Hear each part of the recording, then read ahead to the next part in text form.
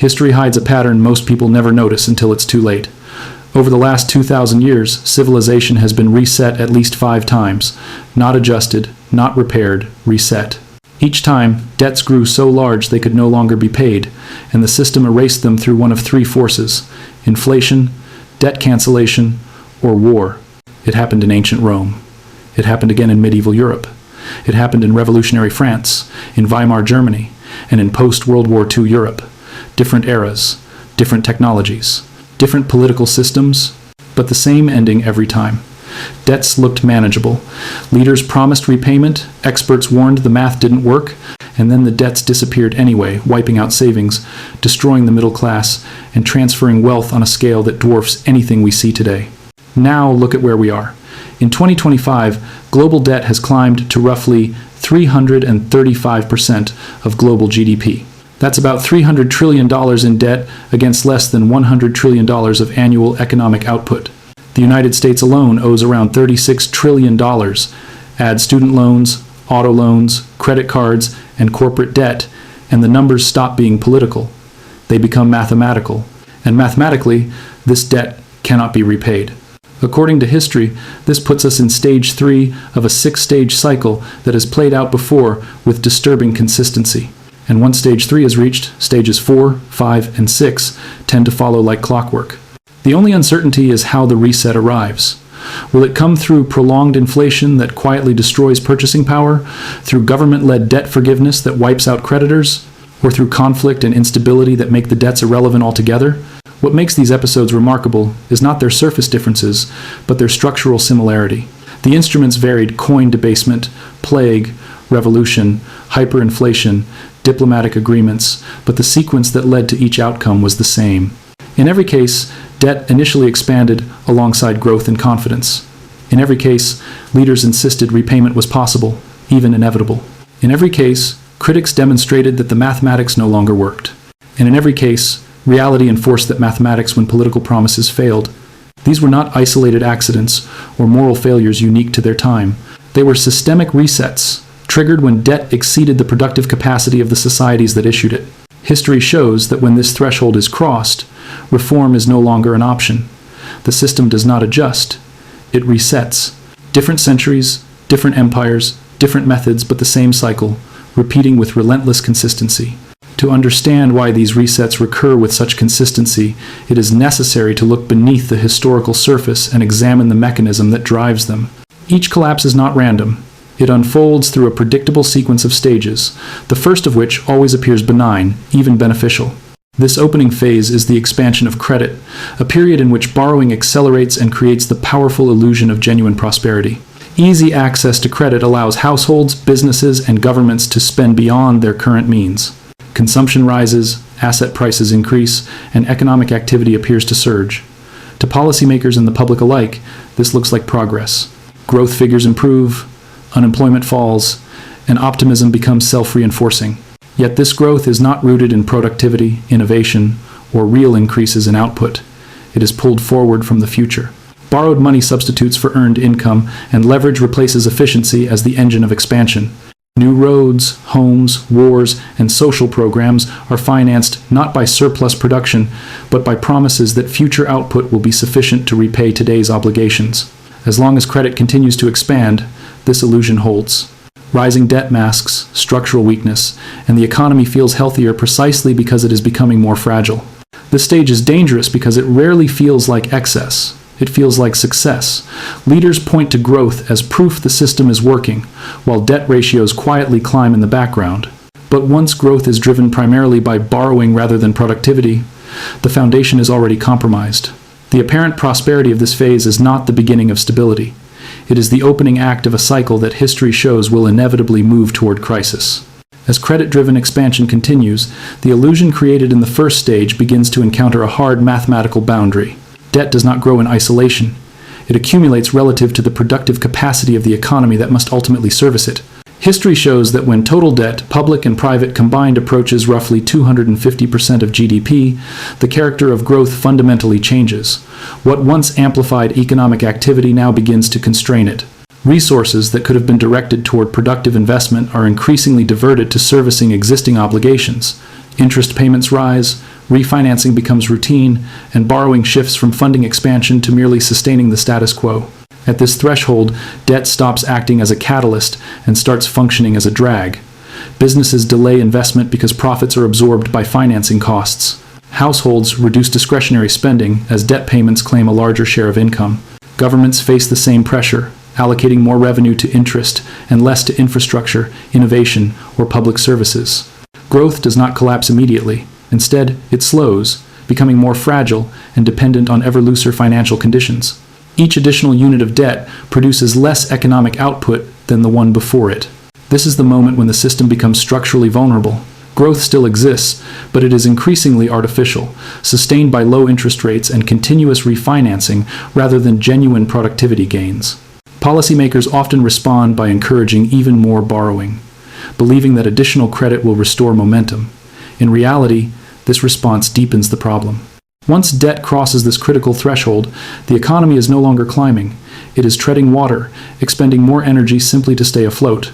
Once debt has crossed the threshold where it begins to suppress growth, the system moves into a far more dangerous phase. What was previously a gradual slowdown becomes a trap. Interest payments on accumulated debt start to consume an ever larger share of economic output until they absorb nearly all of the economy's real growth. At this point, the problem is no longer efficiency or policy choice. It is arithmetic. New value is still being created, but it is immediately claimed by past obligations. The economy runs faster each year, yet goes nowhere. In this stage, borrowing no longer finances expansion at all. New debt is issued simply to service existing debt. Governments borrow to pay interest on previous borrowing. Corporations refinance not to invest, but to survive. Households roll over balances, trapped in a cycle where payments maintain solvency without reducing principal. The system has crossed into what is effectively a debt-driven equilibrium, where stability depends entirely on low interest rates and continuous access to credit. This is the point at which the illusion finally begins to crack. Growth statistics may still appear positive, but they are hollow. Real wages stagnate, productivity fails to accelerate, and living standards stop improving. Any attempt to normalize interest rates threatens immediate contraction, while keeping rates low accelerates debt accumulation. The economy becomes locked into a narrow corridor with no painless exit. Once interest consumes all growth, the system cannot heal itself. It can only continue forward into the next stage, where the impossibility of repayment becomes impossible to ignore. When interest payments have absorbed all meaningful growth, the system enters a phase where denial becomes increasingly difficult. This is the moment of recognition, when the gap between promises and reality can no longer be bridged by optimism or policy adjustments. The debt does not become unpayable because borrowers lose discipline or governments abandon responsibility. It becomes unpayable because the numbers no longer work. Even under the most favorable assumptions, steady growth, low unemployment, political stability, the future output required to honor existing obligations simply does not exist. At this stage, repayment would require sacrifices so extreme that they exceed any society's political or economic capacity. Governments would need to run massive surpluses for decades, draining consumption, investment, and public services simultaneously. Households would have to reduce living standards to levels incompatible with social stability. Businesses would be forced to prioritize debt service over innovation, ensuring stagnation. The mathematics exposes the illusion. Debt can grow faster than income for a long time, but it cannot do so forever. This realization spreads quietly at first. Analysts, investors, and institutions begin to adjust expectations, even if public rhetoric remains confident. Creditors start demanding higher returns, while debtors quietly lose the ability to comply. The system has crossed a line from strain into insolvency, not in a legal sense, but in a structural one. Once this point is reached, repayment is no longer a question of will or reform. It is a mathematical impossibility, and the trajectory toward resolution becomes unavoidable. Once the impossibility of repayment becomes clear, the crisis moves beyond balance sheets and enters the political and social sphere. Mathematics may expose the problem, but society determines how it is resolved. At this stage, pressure builds rapidly as the burden of an unpayable system is pushed onto real people. Debtors demand relief, arguing that obligations incurred under a broken system cannot be honored without destroying livelihoods. Creditors demand protection, insisting that contracts must be enforced to preserve trust and stability. The state is caught between these irreconcilable positions. This conflict fractures the social contract. Economic debates transform into moral ones, framed as responsibility versus exploitation, discipline versus fairness. Political movements emerge on opposing ends of the spectrum, each promising a different resolution to the same underlying problem. One side calls for cancellation, redistribution, and intervention. The other warns of inflation, currency debasement, and the erosion of savings. As compromise becomes impossible, polarization intensifies. Institutions lose credibility, and public confidence erodes. What makes this stage particularly unstable is that neither side can win without imposing losses on the other. Any attempt to protect creditors deepens social unrest. Any effort to relieve debtors undermines financial stability. Strikes, protests, capital flight, and political radicalization become common features of the landscape. The system, already insolvent in mathematical terms, now becomes ungovernable in political ones. History shows that once society reaches this point, a resolution is no longer a matter of debate. It is a matter of timing, as the pressure continues to build toward a decisive break. When political and social pressure reaches its breaking point, the system can no longer be sustained in its existing form. This is the final stage of the cycle, the debt reset. At this moment, the question is no longer whether the debt will be honored, but how it will be erased. Repayment is abandoned not by choice, but by necessity. The structure that supported the obligations collapses, and with it, the claims embedded within it. Contracts that once defined wealth and security lose their meaning as the system enforcing them breaks down. The reset can take different forms, but the outcome is always the same. Through inflation, the currency is degraded until debts are repaid in money that no longer holds its original value. Through formal cancellation, obligations are written off and creditors absorb losses. Through war or systemic collapse, the institutions required to enforce repayment are physically destroyed. In each case, debt does not disappear quietly, it is eliminated through disruption. This stage marks a violent transfer of wealth. Creditors, savers, and holders of financial claims bear the losses, while debtors are released from obligations that could never be fulfilled. The old order dissolves, and a new system begins to form on the ruins of the previous one. History shows that this outcome is not an anomaly, but the conclusion of the process set in motion at the very beginning. Once credit expansion replaces productivity, the path ultimately leads here. The reset is not the failure of the system, it is how the system ends. Once the system reaches the point of reset, history shows that the range of possible outcomes narrows dramatically. Despite differences in culture, ideology, and technology, debt has only ever been erased in three fundamental ways. These are not policy preferences or theoretical options. They are the only mechanisms that have proven capable of resolving debt that has become mathematically unpayable. The first is high inflation or hyperinflation. In this path, debts are technically honored, but they are repaid with currency that has lost much of its purchasing power. Nominal obligations are met, yet real value is destroyed. Creditors receive their money back, but what that money can buy has been quietly hollowed out. This method preserves the appearance of continuity while transferring losses to savers and bondholders. The second path is a jubilee, a controlled cancellation or restructuring of debt. In this scenario, governments or institutions formally acknowledge insolvency and impose losses directly on creditors. Obligations are reduced, extended, or wiped out entirely in order to restore functionality to the system. Jubilees are politically difficult because they require admitting failure and openly redistributing losses. Yet when they occur, they offer a cleaner reset, allowing economic activity to resume without the distortion of overwhelming debt. Creditors suffer immediate losses, but the system survives in a recognizable form. The third path is war or catastrophe. When neither inflation nor jubilee is politically or institutionally possible, destruction does the work instead.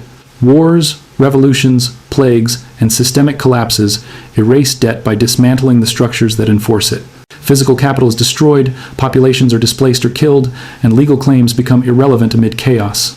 Debt disappears not because it is forgiven, but because there is no longer a functioning system to honor it. These three outcomes differ in form, but not in essence. In every case, debt is eliminated through loss, not repayment. There is no fourth option. When obligations exceed the productive capacity of an economy, reality enforces the correction. The only question history leaves unanswered is which of these three paths will be chosen, and how severe the consequences will be when the reset finally arrives. Having established the limited ways in which debt can be erased, the final question becomes unavoidable. Where does the global economy stand today within this historical sequence? The answer, measured in numbers rather than narratives, is increasingly clear. Total global debt has reached roughly 335% of world GDP, amounting to approximately $300 trillion in obligations against an annual economic output of around $90 trillion. This ratio alone places the system far beyond the point where debt merely supports growth. It situates the global economy deep inside the zone where debt actively constrains it. The situation is most visible in the case of the United States, the issuer of the world's primary reserve currency. Federal debt has climbed to roughly $36 trillion, a figure that continues to rise even in periods of economic expansion. More revealing than the size of the debt itself is the cost of maintaining it. Annual interest payments are approaching $1 trillion, a level that rivals or exceeds major categories of public spending. This burden exists despite interest rates that are still low by historical standards. What matters is not the headline debt figure, but its relationship to growth. Real economic expansion in the United States now adds only a few $100 billion of purchasing power each year. Interest obligations alone consume that entire increment and more. In practical terms, this means that every dollar of new value generated by the economy is already spoken for before it appears. New borrowing no longer finances progress. It merely postpones recognition of the underlying imbalance. Placed within the six-stage framework, this positioning is unmistakable. The system has clearly passed the phase where debt slows growth and has entered the stage where interest consumes it. At the same time, awareness of the problem is spreading beyond specialists into public debate, signaling the transition toward broader political tension. The global economy is no longer approaching the critical stages of the cycle. It is already moving through stages 3 and 4, accelerating toward the social and political pressures that define stage 5. History suggests that from this point forward, time compresses and outcomes arrive faster than expected. As the current position of the global economy becomes clearer, one conclusion follows naturally. The reset has not yet fully arrived, but it is no longer optional. History suggests that once a system enters the phase where interest absorbs growth and repayment becomes mathematically impossible, the remaining stages unfold rapidly. In previous cycles, the transition from stage 3 to stage 6 has typically taken no more than 3 to 7 years. This is not because policymakers suddenly lose control, but because the system itself accelerates toward resolution as constraints tighten. Time compresses as pressure builds. The absence of a dramatic collapse does not signal safety. On the contrary, resets rarely announce themselves in advance. They begin quietly, through gradual mechanisms that feel manageable at first. Prolonged inflation is often the earliest and most politically convenient path. Prices rise faster than wages, purchasing power erodes, and debts are slowly diminished in real terms without an explicit declaration of default. This method preserves institutional continuity while transferring losses invisibly from debtors to savers. It is subtle, persistent, and historically common. Alongside inflation, partial debt cancellation tends to emerge. Governments target specific categories that have become socially or politically untenable, such as student loans, mortgage forbearance, or sovereign debt relief for weaker nations. These measures are framed as exceptional or temporary, but they function as selective jubilees. Each one acknowledges, implicitly, that full repayment is no longer realistic. Taken together, they signal a system searching for relief without confronting the full scale of its insolvency. As economic pressure intensifies, geopolitical risk also rises. History shows that heavily indebted systems are prone to external conflict, trade fragmentation, and strategic confrontation. These tensions need not escalate into global war to have a debt-resetting effect. Even sustained instability, sanctions, and regional conflicts can disrupt financial flows and weaken the structures that support existing obligations. What unites these outcomes is inevitability. The form of the reset remains uncertain, but its arrival does not. Once a system has moved beyond sustainability, delay becomes the only remaining policy tool. The longer resolution is postponed, the more compressed and disruptive it ultimately becomes. As the likelihood of a reset increases, attention inevitably shifts from abstract mechanics to concrete consequences. Debt resets are often discussed in systemic terms, but their real impact is deeply personal. They do not affect all participants equally. History is unambiguous on this point. Every reset produces clear winners and losers, determined not by morality or effort, but by position within the financial structure at the moment the system breaks. Those who suffer the greatest losses are holders of financial claims. Cash, savings accounts, bonds, and fixed income instruments are promises denominated in the very system that is being restructured or destroyed. When inflation accelerates, these assets lose purchasing power, even as their nominal value remains unchanged. A lifetime of savings can be reduced to a fraction of its former worth without a single contract being formally violated.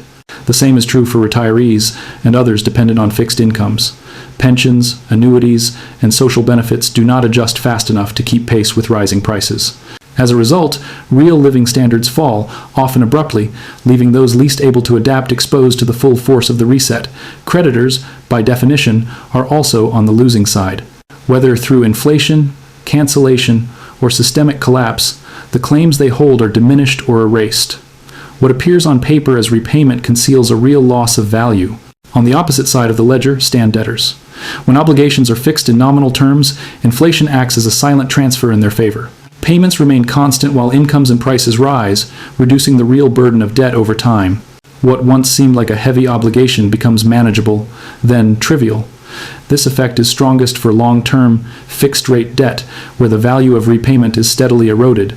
Holders of real assets also tend to fare better. Property, commodities, productive land, and operating businesses retain utility regardless of the currency in which they are priced. While their nominal values may fluctuate, their real function does not disappear when money is devalued or redefined. Above all, those who recognize the pattern early gain the greatest advantage. Understanding the cycle does not prevent the reset, but it allows for repositioning before it is complete. History repeatedly shows that resets do not reward effort or prudence in the conventional sense. They reward alignment with reality. In the end, debt resets are not moral judgments. They are accounting events imposed by mathematics. The outcome depends not on what people deserve, but on where they stand when the numbers finally assert themselves. When the mechanics of the cycle, the timing of the reset, and its distributional effects are viewed together, a single core message emerges with unmistakable clarity. Debt, at the civilizational scale, is never truly repaid. It is honored only as long as the underlying system can support it. Once obligations exceed the productive capacity of the economy that issued them, repayment becomes an illusion maintained by confidence, accounting, and political language. When that illusion breaks, debt does not disappear through discipline or reform. It is erased, sometimes slowly, sometimes violently, but always decisively. This is why debt resets are not policy choices. They are mathematical outcomes. Governments may delay recognition, central banks may manage perceptions, and institutions may attempt to spread losses over time, but none of these actions change the underlying arithmetic. When future production cannot satisfy existing claims, the system must adjust by eliminating those claims. History does not record a single case in which a society successfully grew its way out of debt that had reached this scale. What differs from era to era is not the outcome, but the method by which the reset is delivered. From this perspective, history does not ask whether a reset will occur. That question has already been answered many times. It asks only how the adjustment will take place and who will bear the cost when it does. Inflation, cancellation, and conflict are not competing theories.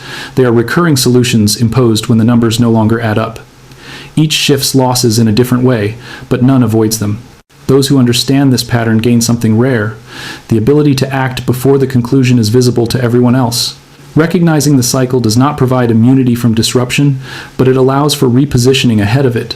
In every historical reset, those who aligned themselves with reality rather than promises preserved more of what they had, while others discovered too late that stability had been an assumption, not a guarantee. If this analysis has changed how you think about debt, money, and the system around you, share your thoughts in the comments. And if you find this video valuable, consider subscribing to receive more insights as this cycle continues to unfold.